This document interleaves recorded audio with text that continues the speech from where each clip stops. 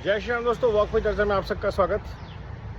मेरे चैनल भारत का गौरव पे कल मैंने अलीबाबा और 40 चोरों की चर्चा की थी। अब बिहार में नारे सुनने में आ रहे हैं, चारा चोर बिहार छोड़ और भारत चोर भारत छोड़। अब ये किसके लिए कहा जा रहा है ये समझ नहीं आ रहा। बट ये जो वोट चोरी की बात कर रहे थे, लोगों ने इनसे पूछना शुरू कर दिया कि भाई आप लोगों के पास पैसा कहाँ से आ रहा है। इतने सालों से आप लोग जो कमा रहे हो, प्लेनों में घूम रहे हो, गरीबों के बच्चे तो ऐसे नहीं कर सकते थे, तो पैसा कहाँ से आया। तो चारा चोरों को पहले बताना है कि उन्होंने जो अकूट पैसा इसलिए पिछले 25 साल 30 साल में कूटा है, इतना कूटा है कि 15 साल सत्ता से बाहर है तो भी खत्म नहीं हो रहा। ऐसा कौन सा लालू जी ने पैसा कमा लिया 10-15 साल की अपनी सत्ता में कि वो पैसा खत्म ही नहीं हो रहा। पहली चीज, ऐसा कौन सा पैसा कमाते हैं राहुल गांधी कि उनकी अय्याशियां खत्म नहीं होती, विदेशों के दौरे खत्म नहीं होते। भैया एमपी की सैलरी पे तो हो नहीं रहा। और राजीव गांधी तो पायलट थे, इंदिरा गांधी के पास पैसा था नहीं, तो पैसा कहां से आता है। तो चोर कौन हुआ असली, जिन्होंने देश में कमीशन खोरी को, जिन्होंने देश में भ्रष्टाचार को, जिन्होंने देश में कल्चर बना दिया कि खाएंगे और सबको खाने देंगे अपने इकोसिस्टम में। तो ऐसे चोरों को दर्द होता है जब तो चौकीदार कहता है ना खाऊंगा ना खाने दूंगा, और उसने ना खाने दिया ना खाया।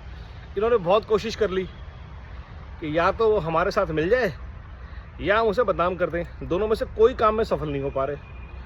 तो कभी चौकीदार चोर है, कभी वोट चोर गद्दी छोड़, कभी रफेल, कभी हिंदू मुस्लिम, कभी भाषा की हिंदी थोप रहे हैं। और हर बार ये दाव उल्टा पड़ता है। और ये जो युवा नेता है, ये 2-4 युवा नेताओं को बर्बाद करके आ जाता है। वो कॉकरोच का ऐड देखा है आपने? कॉकरोच ये खाएगा, खुद तो मरेगा, बाकी कॉकरोच को भी मार के आएगा। तो ये वो नशा ये युवा नेता ने कर रखा है। जिस राज्य में जाता है वहाँ के जो डायनेस्ट है उनको खत्म करके आता है। अखिलेश यादव, उद्धव ठाकरे इसका एग्जाम्पल है। ओमर अब्दुल्ला बार बार बचे, उन्होंने पल्ला झाड़ लिया तो बच गए, वरना जो इनके साथ जुड़ा, ममता बनर्जी को समझ में आ गया कि इनसे जुड़ना नहीं है। क्योंकि ये जो इतने सालों से देश में चोरियां कर रहे हैं ग्रुप्स, इनसे जो अलग हो गया थोड़ा बहुत इंडिया अलायंस में, वो तो बचा हुआ है। जो इनके साथ खड़ा है, स्टालिन है, जाएंगे इस बार। राजस्थान में गहलोत जी थे, परिवारवाद के पुरोधा कांग्रेसी, चले गए। और हर राज्य में कोई भी परिवारवादी भ्रष्ट होगा वो नहीं चल पाएगा, क्योंकि भ्रष्टाचार जिसके डीएनए में है वो चोर है। और चोरों के लिए देश ने कानून बना दिया है।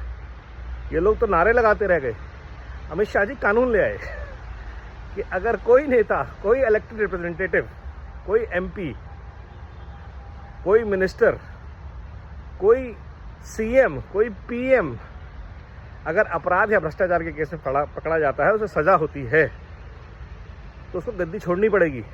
तो कौन कौन से चोर गद्दी छोड़ेंगे, ये लड़ाई है। और इसीलिए ऐसे फेक नारे दिए जा रहे हैं कि वोट चोर गद्दी छोड़। इल्लीगल वोट बैंक की राजनीति आपने करी 40 साल से।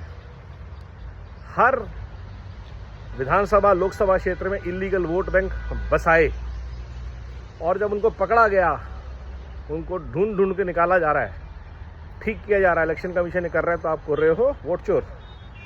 क्योंकि जो चोर थे उनके दर्द होने शुरू हो गए हैं, और ये दर्द अभी बढ़ता रहेगा, 10 साल से बढ़ ही रहा है। तो ये जो दर्द है, देश को बहुत अच्छा लगता है, क्योंकि इन्होंने, जिन लोगों ने 60 साल तक देश को सिर्फ दर्द दिया है, तकलीफ दी है, बर्बाद किया है, उनको ऐसे रोज सड़कों पे तड़पते देखना, लड़ते देखना, झगड़ते देखना, अपनी आखिरी सांस के लिए संघर्ष करते देखना बहुत अच्छा लगता है भारत को, भारत की उस जनता को जो रोज़ मेहनत करती है, रोज़ अपने मन तन धन से भारत के निर्माण में लगी रहती है। लगे रहिए इस प्रयास में और उधेड़ते रहिए ऐसे चोरों की बगिया।